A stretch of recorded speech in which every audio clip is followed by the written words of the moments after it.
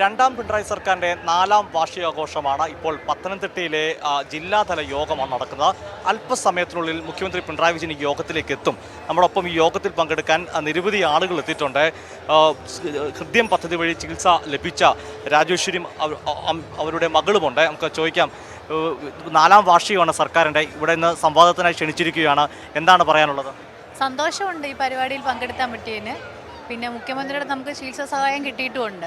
പിന്നെ നമ്മൾ വിളിച്ചപ്പോൾ വരാതിരിക്കുന്നത് ശരിയല്ല, അതുകൊണ്ടാണ് വന്നത്. എനിക്കാണെങ്കിൽ ഓഫീസ് പോലും ഉണ്ട്, മീറ്റിംഗ് കഴിഞ്ഞിട്ട് വേണം ഓഫീസിലോട്ട് പോകാൻ. ഏത് പദ്ധതിയായിരുന്നു? ഹൃദയം പദ്ധതി. ഇടക്കാലത്ത് ചില മാധ്യമങ്ങളിൽ ഹൃദയം പദ്ധതിയെ പറ്റി ചില കാര്യങ്ങൾ അതിനെ വിമർശനങ്ങൾ വന്നു. യഥാർത്ഥത്തിൽ ഹൃദയം പദ്ധതി ഉപകാരപ്പെടുന്ന പദ്ധതി തന്നെയല്ലേ? ഉപയോഗപ്പെടുന്ന പദ്ധതി തന്നെയാണ്. നമുക്കിപ്പോൾ ലാസ്റ്റ് ടൈം ആണെങ്കിലും നമ്മുടെ റിവ്യൂവും കാര്യങ്ങളും എല്ലാം നമ്മൾ കൊടുത്തിട്ടുണ്ട്. അതിൻ്റെ അപ്ഡേഷൻ നിലവിലുള്ളത് തന്നെയാണ്, ഇല്ലാത്തതല്ല.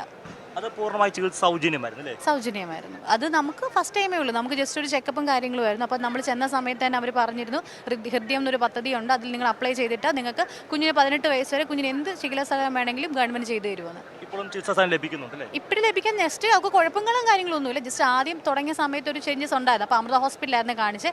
അപ്പോൾ ആ സമയത്താണ് അവർ പറഞ്ഞത് നിങ്ങളൊരു ഹൃദയം പദ്ധതിയുണ്ട്, ജസ്റ്റ് ഒന്ന് അപ്ലൈ ചെയ്തിട്ടേക്കാൻ. അപ്പോൾ ആദ്യം കുഞ്ഞ് ജനിച്ച് ഒരു 2 months 3 months അവിടെ ആയപ്പോഴത്തേക്കിന് അവരായിരുന്നു ചികിത്സ മൊത്തം. പേയ്മെൻറ്റ് നമുക്കൊന്നും ആയില്ല. ഈ സർക്കാർ അവകാശപ്പെടുന്ന സാധാരണക്കാരോടൊപ്പം നിൽക്കുന്ന സർക്കാർ അങ്ങനെ തന്നെ തോന്നുന്നുണ്ടോ? അങ്ങനെ തന്നെയാണ് തോന്നുന്നത്. നമുക്ക് അങ്ങനെ ഒരു പദ്ധതിയിൽ നിന്ന് കിട്ടിയപ്പം അങ്ങനെ ബെനിഫിറ്റ് ഉള്ളൊരു പദ്ധതി തന്നെ ആണല്ലോ അത്, ഇല്ലാത്തൊരു പദ്ധതിയല്ലത്.